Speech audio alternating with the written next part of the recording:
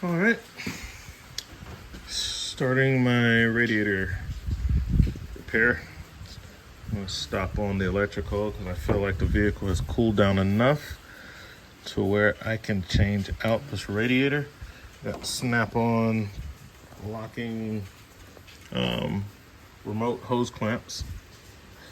So, and this thing takes some power to squeeze down. But as you can see, they work. All right. Hose clamp is pinched. Now this one is not like really remote, and I could have just got that with a different pair of pliers. I had never even used these. I've had them. I can see one thing that I don't like about them is even though like the hose is I need it to pinch further than that to get it over the hump. So I don't think I can take that off.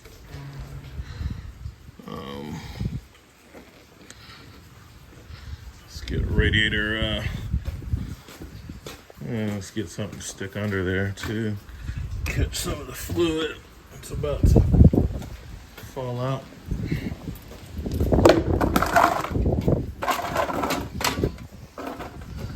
Stick that under there. I'll get a radiator pick, see if I can get that off. I don't think I will. These are radiator picks. Probably use this one.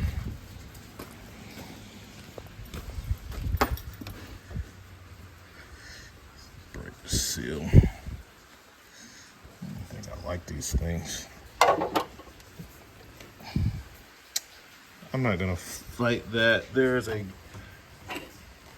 good another 1/4 inch that is there, but these won't get it.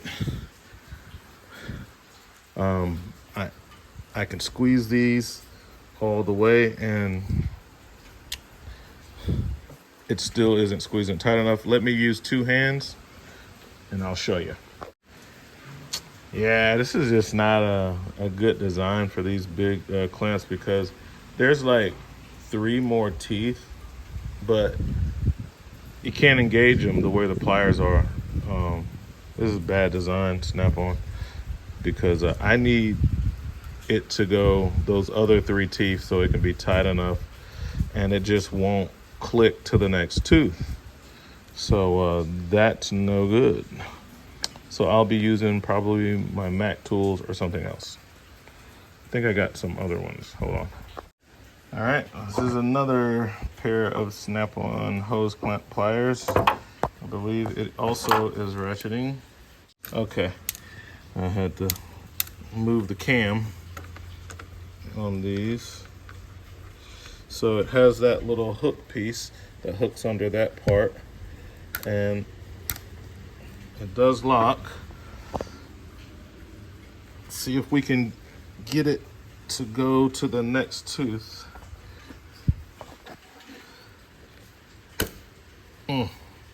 It was able to get to the hose clamps feature. So this hose clamp has a spot in it to where after you get past a certain point, it will stay unlocked. I don't want to get my hand snapped, so I will put the pliers back on here. And it was able to get it to that point, so that's good. These handles are not comfortable. They should have made it round like the regular. This digs in, this has a lot of pressure on it. I would say not good on these as well because of the handles. And let's get them. Again, I cannot. Yeah. No, man. I'm not I'm not liking those for, I'm not liking these either for a spring clamps. These are my Mac tools, and these are what I normally use, these Mac tool ones. Now, like I said, the pliers already locked, but see, I needed to squeeze it even some more, right? And see, with the Mac, it's easy. So here again, the dirty pliers that get used the most. These work way better than the Snap-on variants. It just works. You can grip on it. The handle is comfortable to where you can put a lot of pressure on it without digging in your hand. So these two Snap-on ones, I can't recommend them, guys. Can't recommend those. I need something that's gonna work on the big hoses as well as the small hoses. So these Macs, they work on everything. So basically what we got going on is the Snap-on was able to get it to lock to that position, but that's not enough. You still need to squeeze it to this much more to get to be able to move it. And it's easy to do with these. Even with one hand and holding the camera, it's easy to do with these. All right, guys, a couple more tools. I mainly just highlighting tools. I mean, I'll take you along for the ride for the repair. I'm not gonna show a lot of it because it's pretty common repair, but I basically wanna highlight the tools. So we got the Blue Point hose clamp pliers, which are making a pretty good seal. All right, just got that wedge back there out of the way because I got to pull the radiator. All right, had to pull out the Pittsburgh hose clamp pliers to get that off because it was super tight. And you can see this is kind of broken off a bit. All right, so these work great. I just did the bottom radiator hose, and this is what I'm using to pull the hoses off with. Just open these guys up wide, get a good grip, get those hoses off easy. Now, if you got one of these Hummers, you know, or any car, if your radiator cap or your oil cap is very tight, oil filter pliers, you see how it fits perfectly in that groove? It does the same thing for these caps. So I put a rag on it to keep it from messing it up. Oh, that's another tool I use. This JD Tico pick. I love this pick, these picks, because of the handle. See how it's like bulbous on the bottom? It fits really good in the hand. What I don't like about it is you see how it's already bent, and that's just from taking out the spring clips for the cooler lines for the radiator. So they're soft, they bend easy. So definitely not spring steel there. I've never bent the shaft on any of my Snap-on ones. I bent the tips, the smallest part. You can see just about on every one the tip is bent, but I've never bent the shaft. And on this one, you know, the shaft bent, wasn't really doing anything super hard with it. So, you know, you kind of, sometimes you really do get what you pay for, but I still like the handle on these. But, you know, it got the job done. It bent it. The rest of them are pristine, you know. But I like the handle. They got one of the best handles. I like the handle. So far, these are the guys that's been helping us get it done. I used the Makita Impact earlier. I took this off the truck, guys, because it's too heavy. That 40-volt battery, can't sling that all day. I use a 12-volt DeWalt. It's lightweight. You can't work overhead with that. It's too heavy. So it's a great drill driver.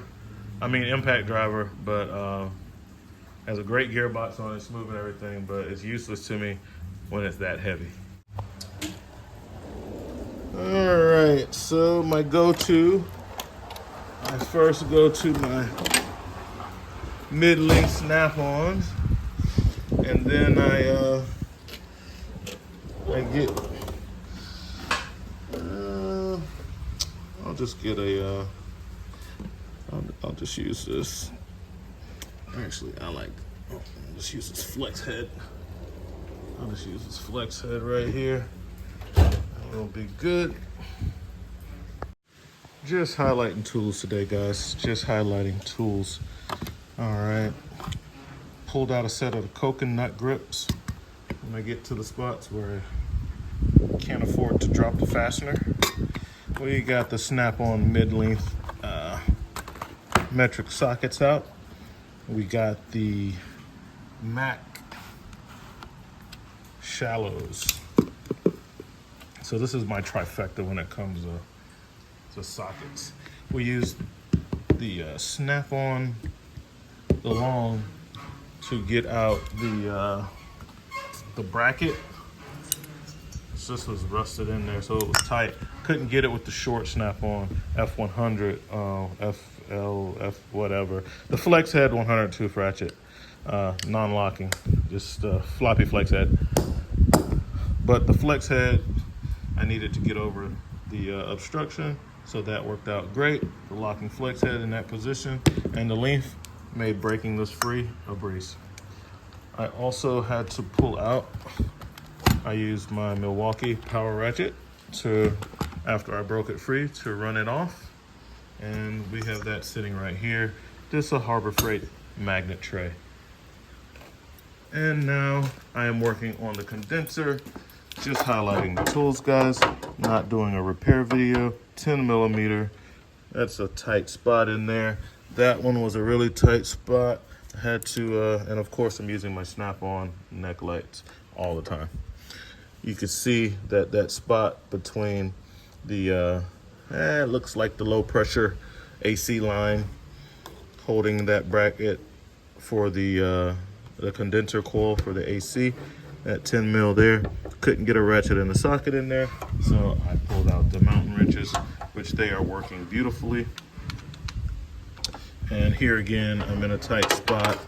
That offset is just awesome. Love these mountain wrenches. Let's get on there. And they have a pretty good tooth count on these wrenches as well. So they are spline. Yeah, these are spline drive. So I hadn't had a problem with them. Okay, so now that's loose to the. All right, just highlighting the tools, guys. We got the Lang clutch fan removal kit. So you have this part that grips the nuts, the bolt heads, and then you have the thin 36 millimeter wrench. You get it in between one of these flat spots of the fan. And what I do is I take a hammer. It has a spot for a breaker bar if you want more leverage, but I just take a hammer and hit the end a couple of good times, and it breaks it free. You can see where I've whacked it a couple of times. And this is what I use to hold the grab onto of the nuts, so that the pulley won't spin. Whack that with the hammer so that I can now just spin this off. And now I can just get my fan off. So saves a lot of trouble. I don't know how else you're gonna do it without using the specialty tool. So this is like a specialty tool, and it's just like a fan clutch removal tool or something. Comes with 36 and 40 millimeter wrench. And like I said, I employ a little sledge with it. 2 whacks knocks the torque off of that thing so we can get it off. So great tool. If Milwaukee has enough power to break the torque on this. Oh man, I didn't even give it a running start. If he doesn't do it, you can give it a little running start, and that normally will do it. Look at that. Let's pretty good, especially for a old model tool. This is a, I don't even think this thing is brushless. Yeah, this is not even brushless. M12, full battery though. So, yep. Saves a lot of time.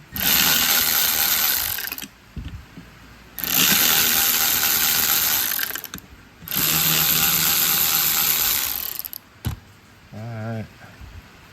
I have a few other brands, but they're on my work truck. Like Mac Tools and Snap-on have those as well. So, Hurricane Betty, still just highlighting the tools.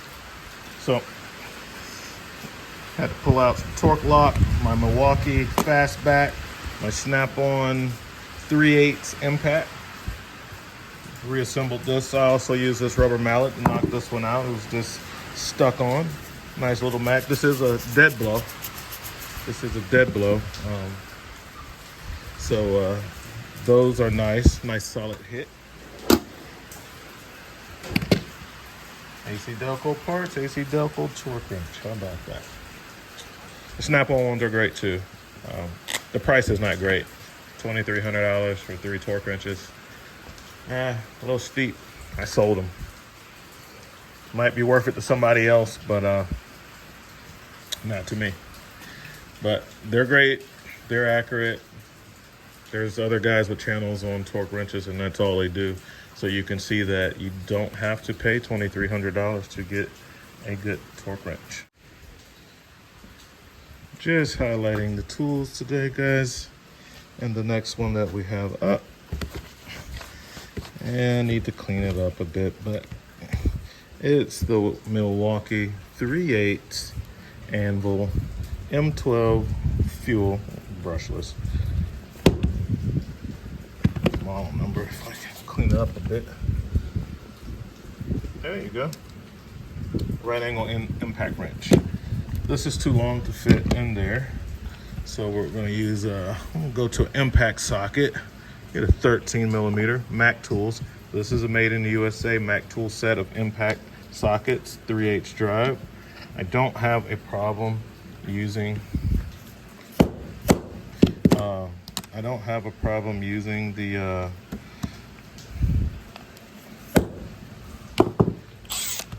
chrome sockets on the impact. Stuff's not that tight, guys, so get over that. But I do have the impact sockets, so why not use them? That's Titan. This is reverse going in here, and as you can see, that right angle. Let's get my finger out of the way. That right angle makes it very easy. My Snap-on is too long, you know, and my stubbies are not 3/8, they're 1/2 inch. So easy work for the Milwaukee. Just got an XC 4.0 battery in it. And you know, I like power tools. You know, now that I have those loose, I can get my long ratchet, take the build off, finish disassembling that so I can get to the water pump. Here's my new OEM GM water pump, which comes with the gasket. Sweet. Just highlighting the tools today, guys. Nice, peaceful, rainy day out here in the country. After taking off this water pump, I wanted to, because whoever did this one, they put a lot of Permatex on there. I don't even really think that's necessary with this gasket. It's so easy if you have a wide open space. See how it's kind of like overlapping and kind of going on parts where it shouldn't be at? Anyway, I needed the scraper, so I pulled out one of my scrapers out of my scraper set. I have a few scrapers. I got the carbides. I didn't want to use those because of the angle. Those are the Mayhew, and the big Snap-on, a little too big. So I pulled out these chisel tip scrapers, and I was able to hold that pretty flat. against my workpiece and just skim off the little bit of residue, glue or whatever that we had around there. And I could see, didn't want to do it too much because I don't want to make any gouges, but it's very smooth. Nothing catches my nail, so it's really good. So these do a great job.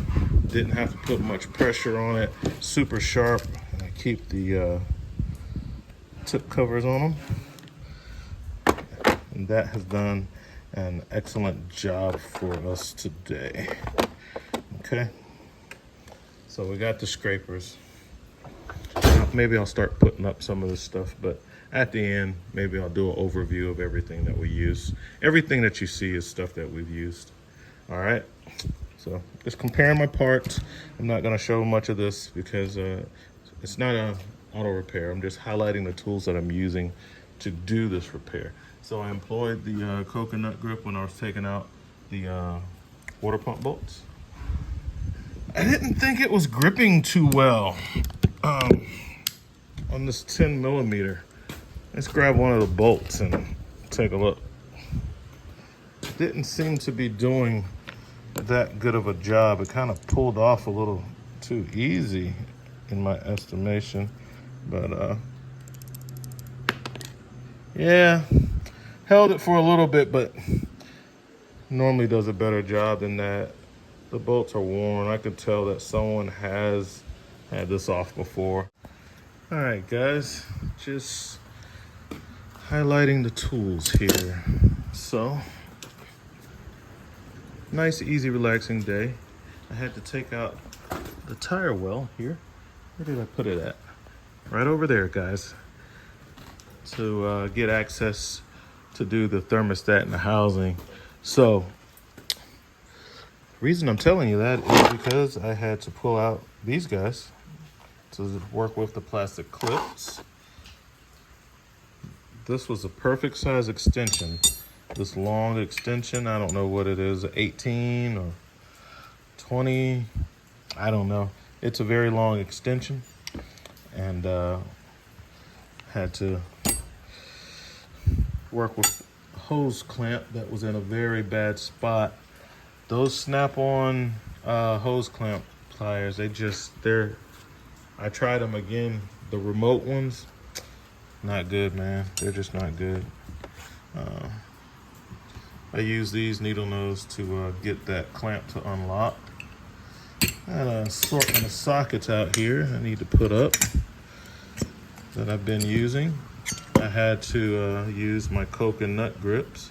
I didn't want to drop that 10 mil that's buried way down in there where that thermostat housing is. Didn't want to do that. So also had to pull out some heavy duty picks because I bent the JD Tico working with the clips. So I used a snap-on and it didn't bend. The shafts is a lot more robust on these. The handle is nice and fits in the hand really good, a lot better than those little mini picks. So that worked out well. I also used this one. As I said, I bend the tips up on a lot of them. Continued to use the mountain wrench, and also had to use my Koken double swivel in a tight spot, dealing with that thermostat housing. The bolt on the top is at an angle to where you have to have something like this, or some type of universal to get up there to get that.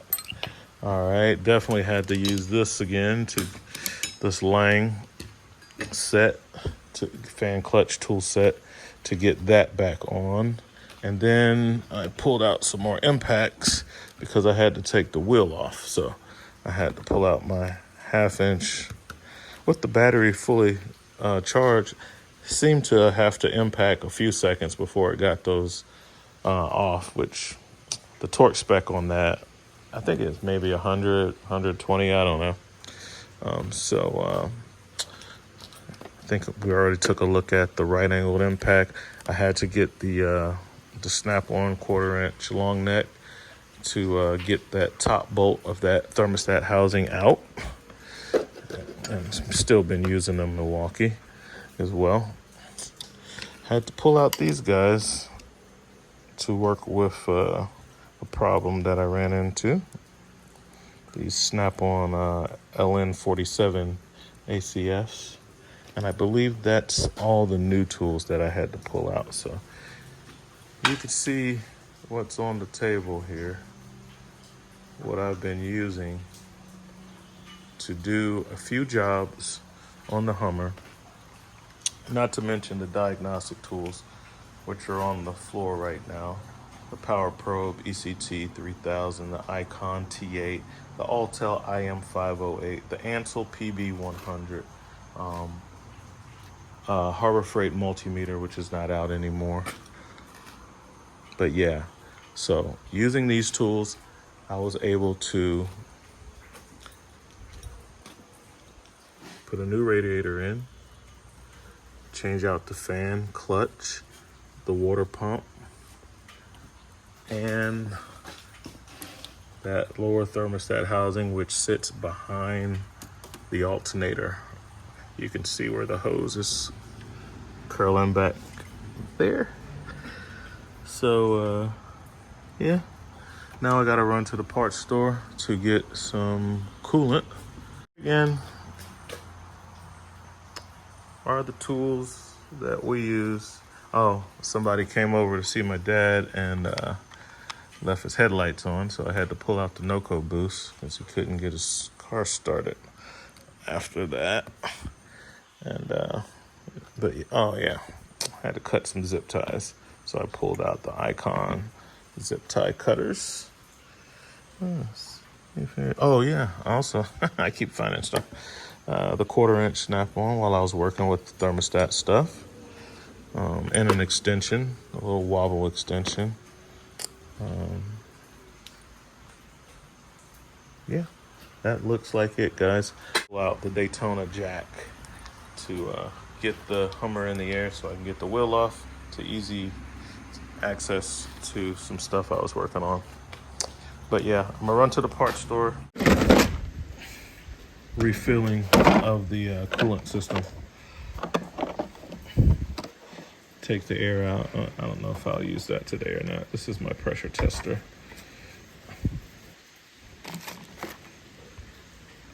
And I'll be using that to, let's zoom back out here. So I'll be using that to pressure test the system. Looks like it'll be using this cap right here. But yeah. All right, guys. I'll see you when I get back. All right, guys. Just highlighting the tools. Got all the other tools for the most part put up. A couple of things straggling around. Still got daylight. Been taking my time on this. It's real enjoyable that way. No rush. And now I have the coolant. I've been to the store. It's time to fill it up. And to do that, I use this tool. Okay. So I will get the right cap out, get it set up, and I'll bring you back. And I will start filling up the coolant system. All right, I'm getting set up here now. So it has these various adapters which go in to the radiator cap. And the adapter is built so that it blocks off this tube. And then this fits in snug. This is tight. I have lines on mine from where I like to have it. And it just makes this the highest point of the engine so that the air burps out. So it's pretty clean in there because I keep the top on it. The outside is dusty, but and then I simply fill this up with the orange stuff.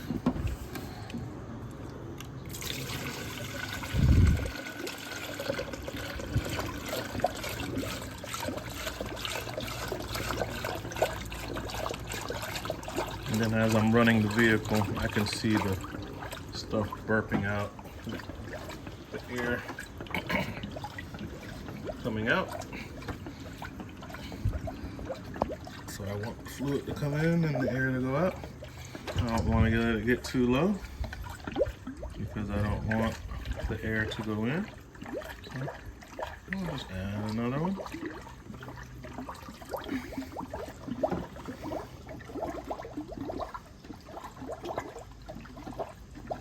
And it's filling up the radiator and everything except the, you know, the thermostat is closed, so can't get past that. Looks like we're getting low. So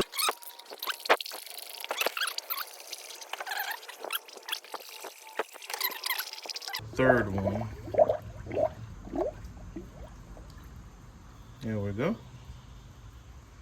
All right. So I typically go to my line.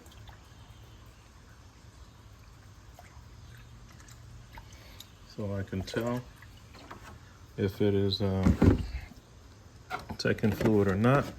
And at this point, I will go and start the vehicle. I got this from Harbor Freight. I believe either Lyle or Lang makes this. And but it's the same tool. Why would I pay a whole lot when I can get the same thing for a little? I probably won't in many cases unless there's some other reason behind it. Maybe if I saw one sitting beside it and it was made in the USA and the other one was made in China, I would consider supporting the USA company and paying more. But for the most part, I got this from Harbor Freight. I'm sure it's made in China and it works great. All right, so everything's looking really good on the parts that I changed out. I'm looking for leaks. I'm paying most attention to this tool that I'm using to bleed the air warm enough to get some of the bubbles out of it. Just trying to get the rest of the air out of the system. You can see from my line that it has already gone down, so squeeze the hoses a little bit, just letting it run. Got the heat on high, and just let it run for a while. I'm already getting warm air. That's a good sign, even though the engine is dead cold. I believe I also have a coolant temperature sensor that I bought for this. I don't think anything's wrong with the old one, but I thought that it might, I don't know exactly where it's at, but I was going to change it while I was changing everything else. But I forgot about it, so I'll just have it for spare. But yeah, maybe I need to put the shroud on it so that, yeah, I should have had that shroud on there because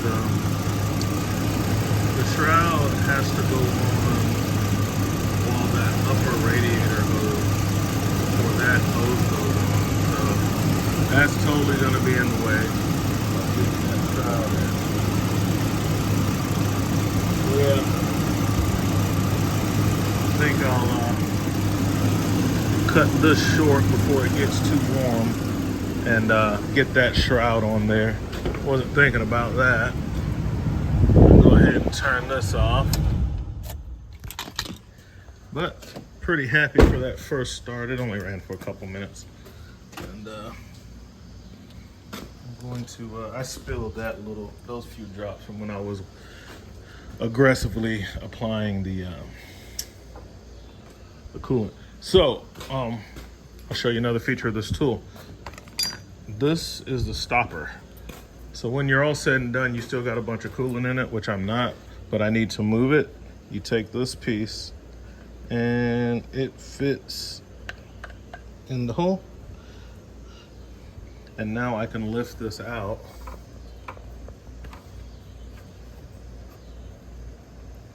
Let's get that out without losing my coolant. And I could take it back to the jug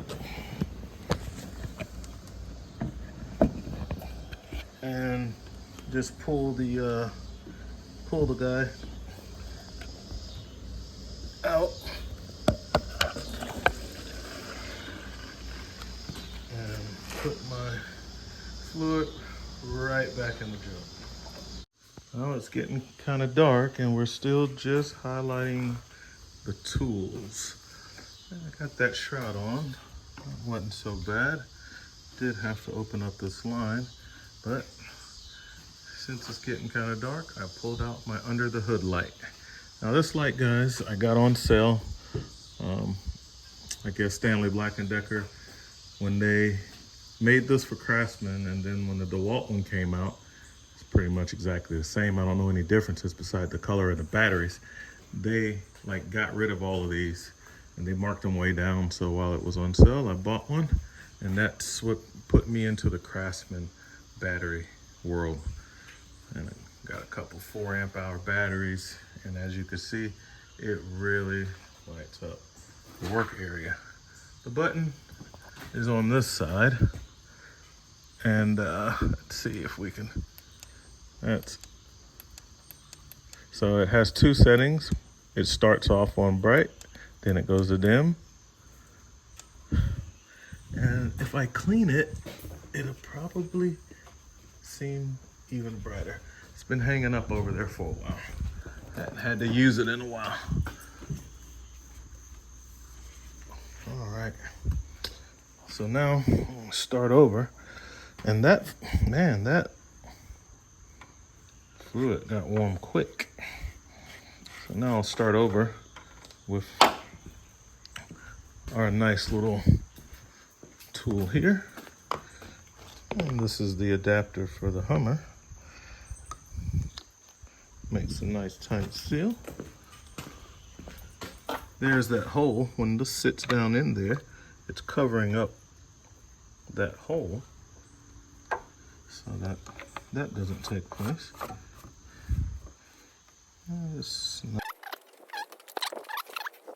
Out, right back in there.